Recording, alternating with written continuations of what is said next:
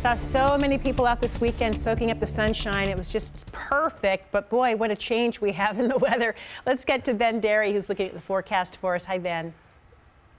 Hi, yeah, good evening. What an amazing Mother's Day weekend. Yeah, it was summer-like weather, and for those of you who are new to here, well, we usually get a burst of heat around this time of year, but real summer, real quote-unquote summer, doesn't start for another couple months or so. So we're going to be back to normal this week. We are noticing it today. That marine push has dropped our temperatures back into the lower 60s out there, and of course we have increasing clouds and of course a chance for some rain as we head deeper into the evening. You're looking at a time-lapse loop from Southeast Anaka. You can see the clouds are darkening up from south to north. If you face to the south, you'll be seeing some darker clouds. Nothing really stands out. We have a batch of mostly light to moderate rain that's moving through the central sound and out along the coast, but we're keeping an eye on a couple of areas, and there is the potential for some thunderstorms tonight, some lightning, maybe some brief heavy downpours, and maybe in some of the stronger cells, some small hail. But as we head, I'd say an hour or two beyond sundown, the chance for thunder is going to be kind of minimized. We're watching one band right here, which is currently moving through the Lakewood and Parkland area, eastward towards South Hill. So if you're around downtown Puyallup or Tacoma, University Place,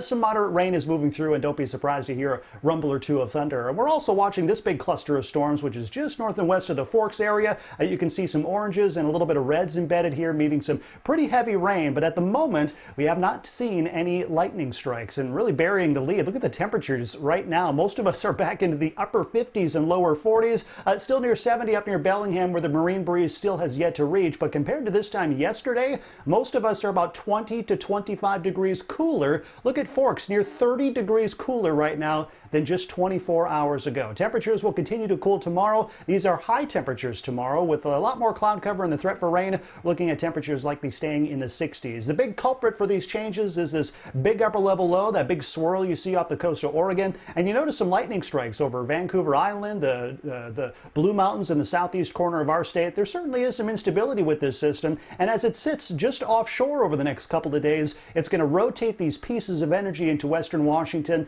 That's going to keep us on the damper side. Nothing extremely wet as far as widespread steady heavy rain, but at least a chance for scattered showers will be with us over the next couple of days. Chance for a few more thunderstorms by tomorrow afternoon. It's going to be kind of a showery day tomorrow. Partly sunny with showers on Wednesday. Thursday will be kind of similar. Maybe a bit of a lull Friday into Saturday, but by Saturday night into Sunday, the rain moves back, and you will notice with your extended forecast, we don't have any 80s in the forecast. We don't have any 70s, just 60s. This is more normal weather for mid-May. It's going to be a while, guys, before we see those 80s return to our forecast. Back to you. All right, Ben, thank you.